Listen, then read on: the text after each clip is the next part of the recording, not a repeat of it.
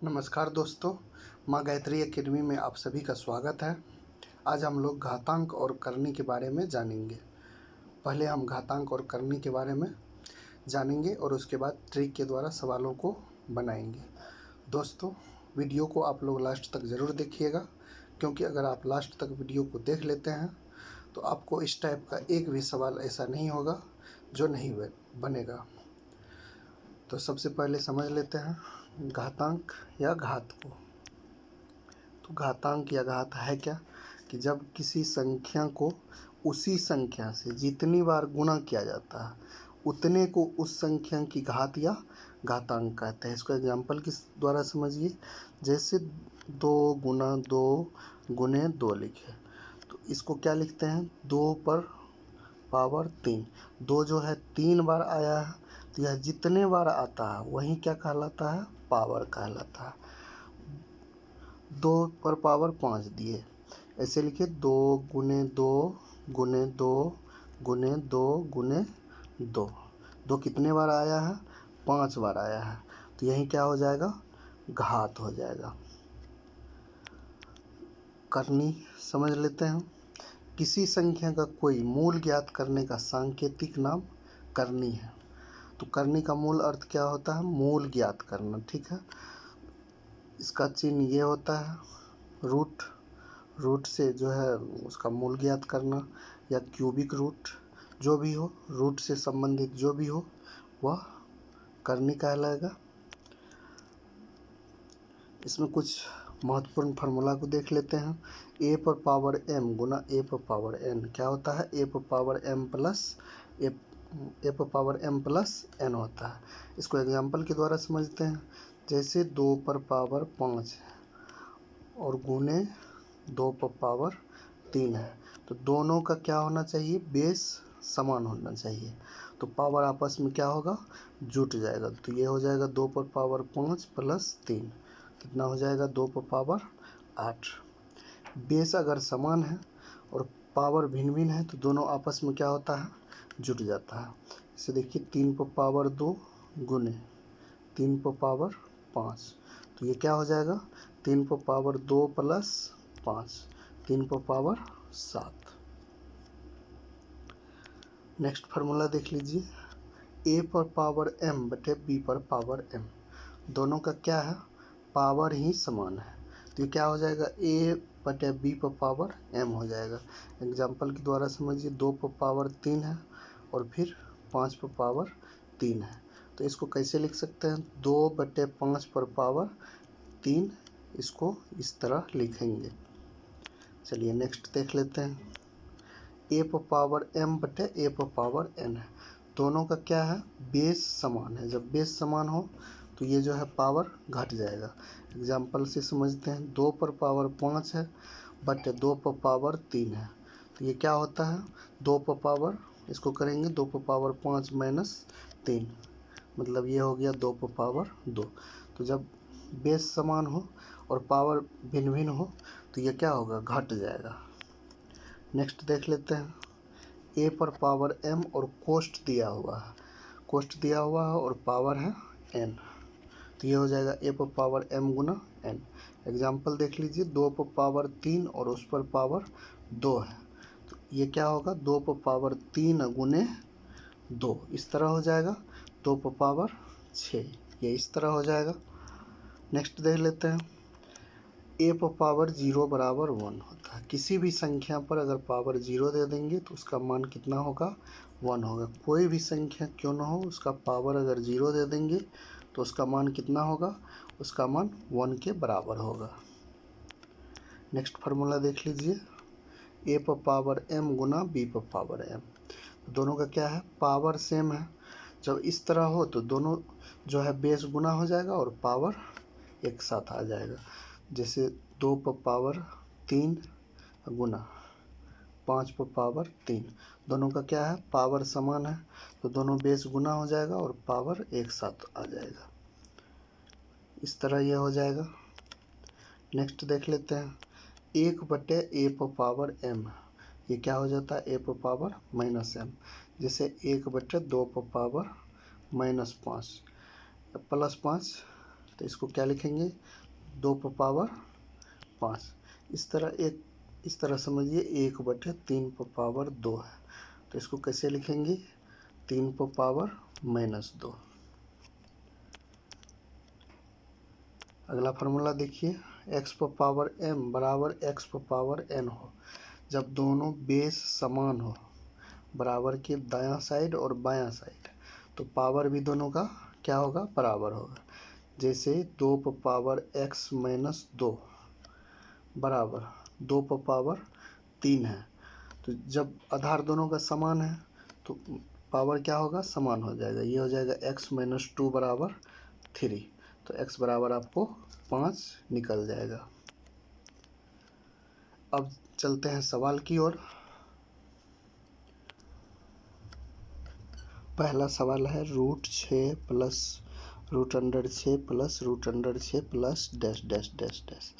इस तरह का जब सवाल हो तो क्या करेंगे, जो संख्या दिया हुआ 6 दिया हुआ तो उसका 2 गुणनखंड ऐसे लेंगे जिसका अंतर 1 हो।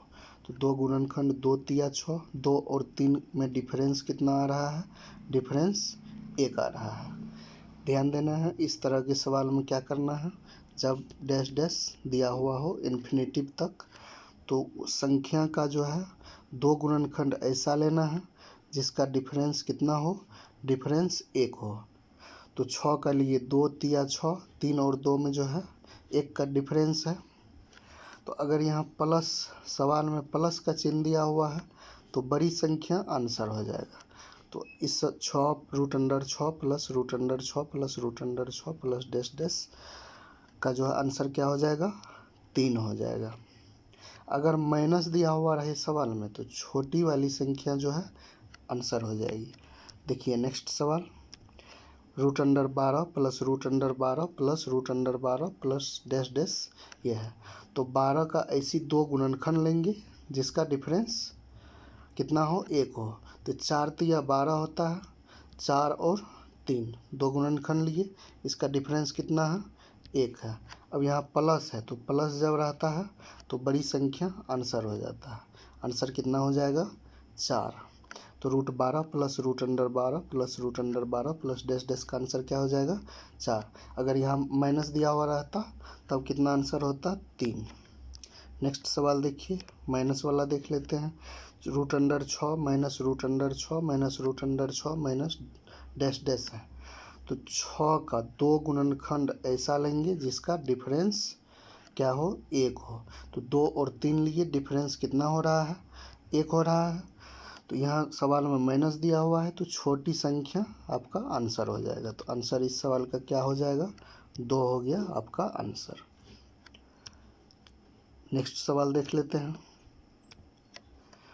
√12 माइनस √12 माइनस √12। सवाल में माइनस दिया हुआ है तो 12 का ऐसा और डैश डैश दिया हुआ है, तो 12 का ऐसा 2 गुणनखंड लेंगे जिसका डिफरेंस कितना हो, 1 हो। डिफरेंस तो 4 और 3 लिए, 4 तिया 12, 4 और 3 में डिफरेंस 1 का है।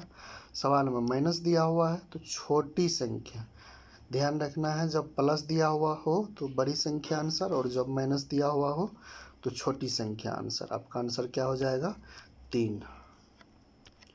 चलिए नेक्स्ट सवाल देख लेते हैं।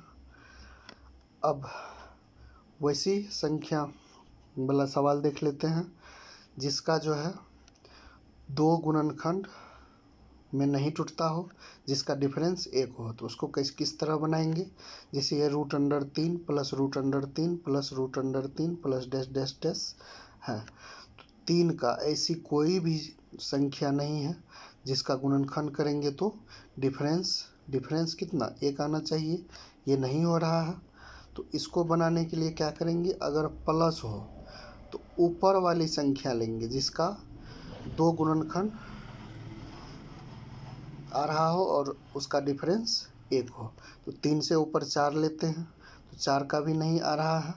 5 लेते हैं, 5 का भी नहीं आ रहा है, लेकिन 6 लेते हैं, 6 का क्या सब 2 और 3 आ रहा है। तो 3 से ऊपर जो है 6 का 2 गुणनखंड आ रहा है जिसका डिफरेंस 1 है। तो आपका आंसर क्या हो जाएगा, 2 एवं 3 के बीच, 2 एवं 3 के बीच।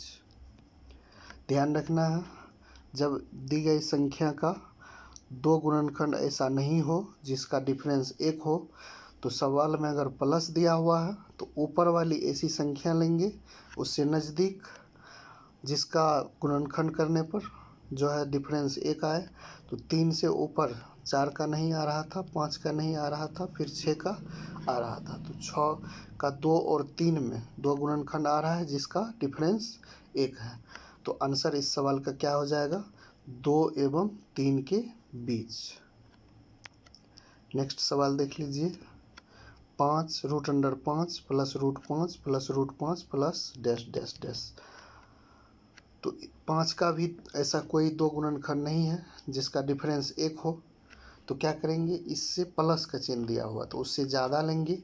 तो 5 से ज़्यादा 6 का दो गुणनखंड ऐसा है जिसका डिफरेंस 1 आ रहा है, तो डिफरेंस 1 आ रहा है। तो √5 plus √5 plus √5 plus dash dash का आंसर क्या हो जाएगा, 2 एवं 3 के बीच, 2 एवं 3 के बीच। नेक्स्ट सवाल देख लीजिए, अगर माइनस लगा हुआ है तो √3 minus √3 minus √3 minus dash dash. अब 3 के पीछे देखना है, ऐसी कौन संख्या है जिसका दो गुणनखंड का डिफरेंस जो है 1 हो। तो 3 से पीछे 2 लेते हैं, तो 2 का गुणनखंड लिख सकते हैं 1 गुना 2, और डिफरेंस इसमें कितना है, 1 का है। तो √3 minus √3 minus √3 minus dash dash का आंसर क्या हो जाएगा, 1 एवं 2 के बीच, 1 एवं 2 के बीच। ध्यान रखना है, जब प्लस हो तो बड़ी संख्या लेंगे जिसका गुणनखंड दो गुणनखंड का डिफरेंस 1 हो, और माइनस हो तो पीछे वाला लेंगे जिसके दो गुणनखंड का डिफरेंस 1 हो। तो जो संख्या आएगा उसके गुणनखंड के बीच में ही वो आंसर हो जाएगा। नेक्स्ट सवाल देख लेते हैं, 11 minus √11 minus √11 minus √11 plus minus dash dash है। तो सवाल में माइनस दिया हुआ, तो 11 से पीछे देखेंगे ऐसी कौन संख्या है जिसका गुणनखंड दो गुणनखंड के बीच 1 का डिफरेंस है। तो 10 लिए, 2 पंचे 10 नहीं हो रहा है, 9 लिए, ये भी नहीं हो रहा है, 8 लिए, 8 का भी कोई गुणनखंड नहीं है, 7 लिए, 7 का भी नहीं है, लेकिन 6 का दो गुणनखंड होता है 2 और 3 जिसके बीच का डिफरेंस 1 आता है।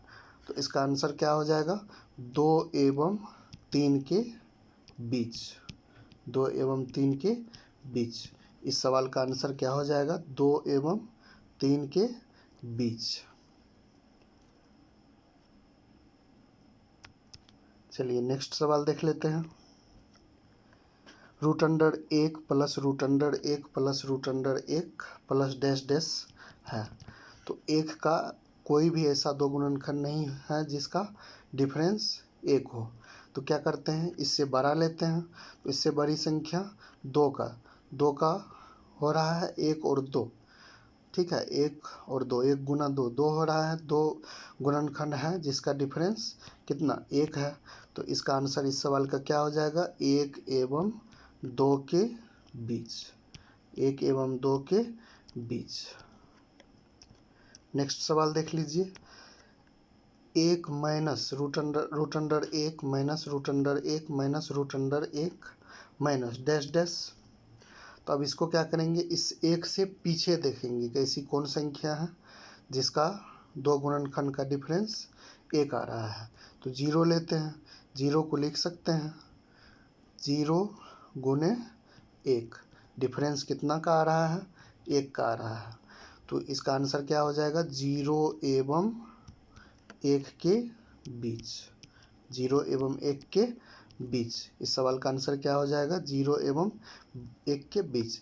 ध्यान रखना है, जब प्लस हो तो बड़ी वाली संख्या लेंगे जिसका दो गुणनखंड के बीच 1 का अंतर हो, और जब माइनस हो तो पीछे वाली संख्या लेंगे जिसके दो गुणनखंडों के बीच 1 का अंतर हो। चलिए नेक्स्ट सवाल देख लेते हैं, अब यह इसमें ना प्लस है और ना ही माइनस है। जब इस तरह का सवाल रहे, गुना में दिया हुआ और डैश डैश डॉट डॉट लगा हुआ रहे, तो इसमें जो सवाल में दिया हुआ है अंक वही इसका आंसर हो जाएगा। इस सवाल का आंसर क्या हो जाएगा? 2 हो जाएगा। नेक्स्ट सवाल देख लीजिए, √3 गुना √3 गुना √3 dash dash dash dot dot dot दिया हुआ है और गुना का चिन्ह है बीच में, तो इसका आंसर जो संख्या सवाल में दिया हुआ है वही हो जाएगा। चलिए नेक्स्ट सवाल देख लेते हैं। अब जिस सवाल में गुना का चिन्ह रहे, रूट में गुना का चिन्ह रहे और डॉट डॉट नहीं रहे, तो उसको कैसे बनाएंगे?